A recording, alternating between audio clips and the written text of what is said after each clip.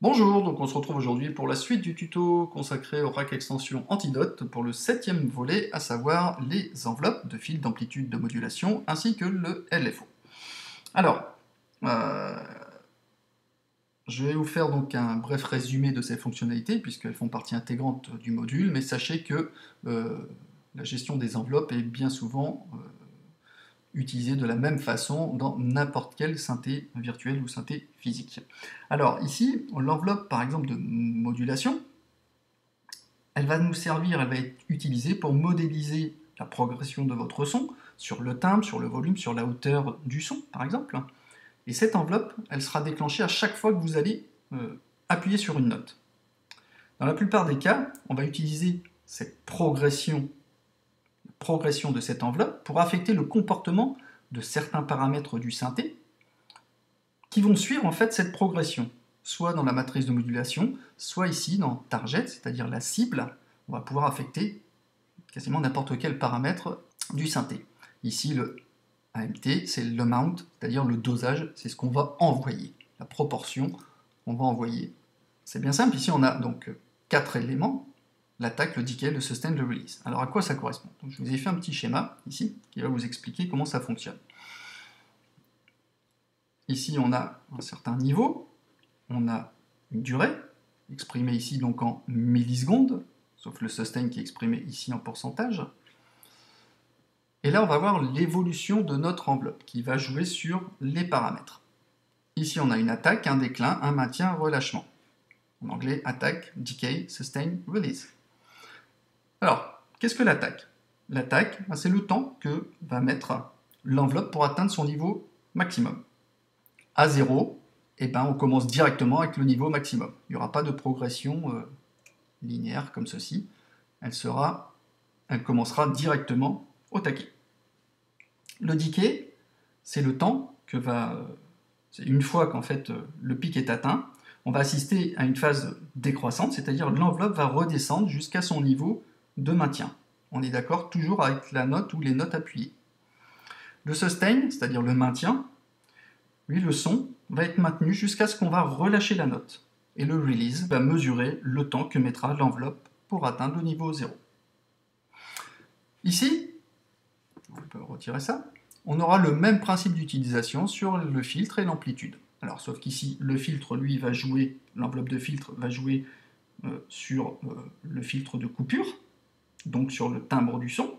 On va utiliser également l'attaque, le decay, le sustain, le release pour modifier le comportement du son par rapport à cette enveloppe.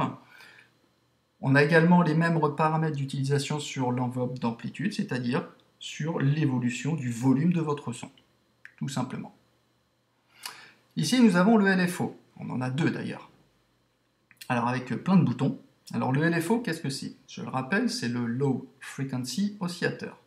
C'est en quelque sorte une forme d'onde basse fréquence qui est inaudible et périodique, qui va nous permettre, par sa régularité, par sa périodicité, d'agir sur n'importe quel paramètre. Vous allez me dire, oui, mais bon, on a déjà ce genre de choses, comme les enveloppes et les filtres. Et je dirais, ben non, parce qu'en fait, dans ce qu'on a vu avant, ces traitements sonores, ils sont stables avec l'enveloppe et avec les filtres. Ça ne bouge pas, c'est constant, ils ne changent pas. Alors que, quand on a des LFO, on va pouvoir apporter un caractère justement périodique, redondant à ces paramètres, aux paramètres qui seront affectés, suivant des formes d'ondes similaires à celles qu'on a pu voir avec le tuto sur les oscillateurs. Ici, vous voyez que on a, ça c'est la cible. Ici, voilà, on a en sinusoïdal, en triangle, les rampes, en carré, avec ici en sample avec le bruit, hold et bruit. On a plusieurs formes d'ondes qu'on va pouvoir assigner. Donc on a bien ici deux LFO. Le shape, ici, va nous permettre de sélectionner la forme d'onde comme je viens de vous le montrer. On peut l'affecter directement après sur un paramètre, sans pour autant passer par la matrice de modulation. On peut l'affecter comme tout à l'heure ici avec l'enveloppe, on peut l'affecter directement à ce qu'on souhaite ou pas.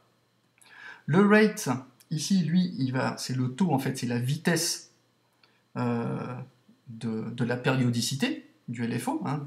Donc effectivement, s'il est mis par défaut sur off, la valeur sera exprimée en Hertz, sans tenir compte des notes jouées, c'est-à-dire la cadence sera exprimée par rapport aux fréquences, et si on est en mode synchro, la vitesse sera synchronisée sur le tempo de la session, avec les subdivisions habituelles qu'on a, un 64e, 32e, etc.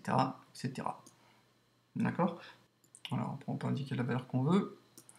Et ensuite, on a le free run, activé ou pas. Alors, s'il est activé, le LFO va fonctionner en continu, sans tenir compte des notes enfoncées. Il fera en fait partie du son global. S'il est sur off, et bien là, le LFO il sera réinitialisé à chaque fois qu'une note sera enfoncée, dans son cycle, bien évidemment. Voilà, donc rien d'extraordinaire, mais c'est d'une redoutable efficacité. Hein. Si je vais essayer de vous donner d'autres exemples plus parlants.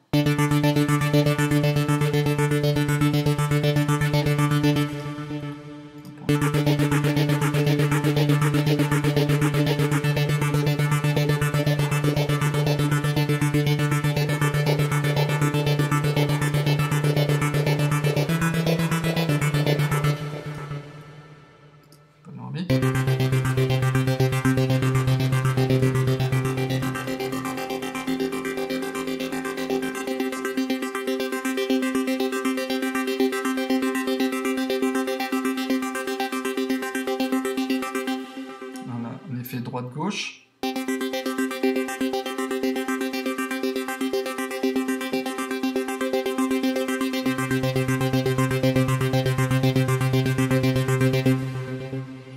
Enfin voilà. Bon, bah, c'en est tout pour cette partie enveloppe et LFO, et je vous donne ensuite rendez-vous pour la partie effet. Allez, ciao ciao!